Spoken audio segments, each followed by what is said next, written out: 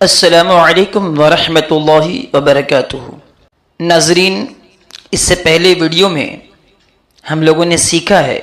وقف کی جگہ پر جب گول تا ہوتی ہے تو اس جگہ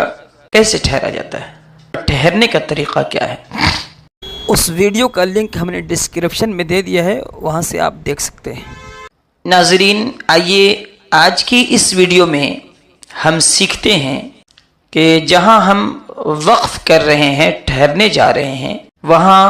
اگر دو زبر ہو یا دو زیر ہو یا دو پیش ہو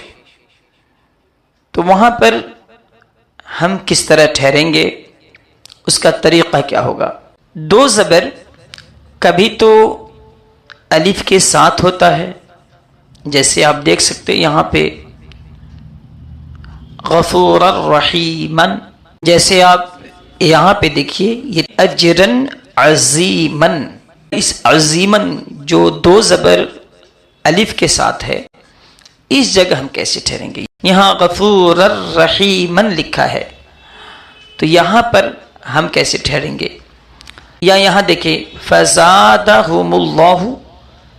مرضا لکھا ہے تو یہاں پہ ہم کس طرح ٹھہریں گے۔ اور یہاں اس لفظ پہ دیکھیں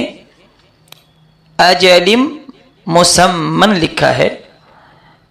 یہاں دو زبر موجود ہے مگر اس کے بعد الف نہیں بلکہ یا موجود ہے جس پر کوئی حرکت یعنی زبر زیر پیش نہیں ہے۔ تو اجلم مسمن پر جب ہم ٹھہریں گے تو اس کے ٹھہرنے کا طریقہ کیا ہوگا۔ اسی طرح یہاں دیکھیں وَأَنزَلَ مِنَ السَّمَاءِ مَاءً لکھا ہے، یہاں دو زبر موجود ہے حمزہ کے اوپر مگر اس کے بعد الف بھی نہیں ہے اور یا بھی نہیں ہے، کچھ بھی نہیں ہے مگر دو زبر موجود ہے، تو یہاں پر کس طرح ٹھہریں گے۔ اور یہاں دیکھیں من اللہ شیئن لکھا ہے، یہاں حمزہ پر دو زبر بھی ہے اور ساتھ میں الف بھی موجود ہے، تو یہاں پہ ٹھہرنے کا انداز کیسا ہوگا۔ ان سب صورتوں میں چاہے دو زبر کے بعد الف ہو یا دو زبر کے بعد یا ہو یا دو زبر کے بعد کچھ بھی نہ ہو اور آپ وہاں پہ وقف کر رہے ہوں تو ایسی صورت میں وہاں ایک زبر کو ختم کرنا ہے اور ایک زبر کو پڑھنا ہے الف کے ساتھ۔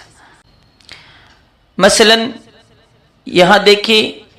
اجرن عظیمن لکھا ہے تو آپ پڑھیں گے اجرن عظیما، دو زبر میں سے ایک زبر کم کر دیا اور عظیمن کو عظیما پڑھیں گے۔ ایسے ہی یہاں دیکھیں غفور الرحیمن لکھا ہے تو یہاں پر بھی دو زبر میں سے ایک زبر کو ختم کر دیں گے اور ایک زبر کو برقرار رکھتے ہوئے کہیں گے غفور الرحیما۔ ایسے ہی وَأَنزَلَ مِنَ السَّمَاءِ مَاءً لکھا ہے، دو زبر موجود ہے لہٰذا یہاں سے بھی ایک زبر کو ختم کریں گے وَأَنزَلَ مِنَ السَّمَاءِ مَاءً کہیں گے۔ اور وَأَجَلٍ مُّسَمًّى میں دو زبر ہے جس کے بعد یا موجود ہے، یہاں پر بھی ایک زبر کو ختم کر کے ایک زبر کو ہی پڑھیں گے وَأَجَلٍ مُّسَمًّى کے بجائے مسمّا کہیں گے وَأَجَلٍ مُّسَمّى۔ اور یہاں من اللہ شیئن، من اللہ شیئن پر یہاں بھی دو زبر کے بجائے ایک زبر پڑھیں گے شیئا کہیں گے، لہذا دو زبر کے بعد خواہ الف ہو خواہ یا ہو یا کچھ بھی نہ ہو، ان سب صورتوں میں جب ہم دو زبر پر وقف کریں گے تو اس صورت میں ایک زبر کو ختم کر کے ایک زبر کو برقرار رکھ کر کے پڑھیں گے۔ یہ دو زبر کا قاعدہ ہے۔ رہی بات کسی حرف پہ دو زیر موجود ہو، جیسے کہ یہاں دیکھیں بغیر حساب لکھا ہے، بغیر حساب، اولیاء بعض لکھا ہے، اولیاء بعض، یا کسی حرف پر دو پیش ہو جیسا کہ یہاں ہے عذاب علیم، عذاب علیم، یہاں علیم کے لفظ پر دیکھیں دو پیش موجود ہیں، یا یہاں دیکھیں وَفِي الْأَرْضِ إِلَٰهٌ لکھا ہے، لہذا ان سب جگہوں پر اس لفظ پہ آپ وقف کرنے جا رہے ہیں، اس لفظ کے اخیر میں اگر دو زیر ہے یا دو پیش ہے، دو زیر ہو یا دو پیش ہو، ان سب صورتوں میں جب آپ اس پر وقف کریں گے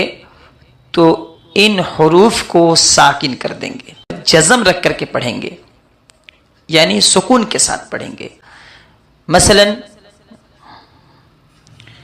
یہ عذاب علیم لکھا ہے تو آپ کہیں گے عذاب علیم۔ وفی الارض الہ لکھا ہے تو یہاں کہیں گے آپ وفی الارض الہ، وفی الارض الہ، ہاں کو ساکن کریں گے۔ اسی طرح اولیاء بعض کو اولیاء بعض یعنی ضاد کو ساکن کر دیں گے، جزم لگا دیں گے، اولیاء بعض، بعض پڑھیں گے۔ اور بغیر حساب کو بغیر حساب، حساب پڑھیں گے۔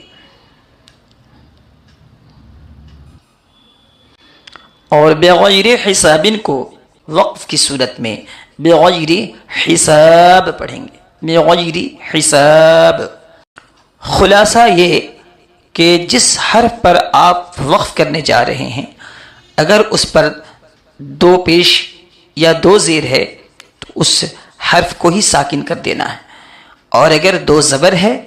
تو پھر اس کو ایک زبر ختم کر کے ایک زبر کے ساتھ پڑھنا ہے۔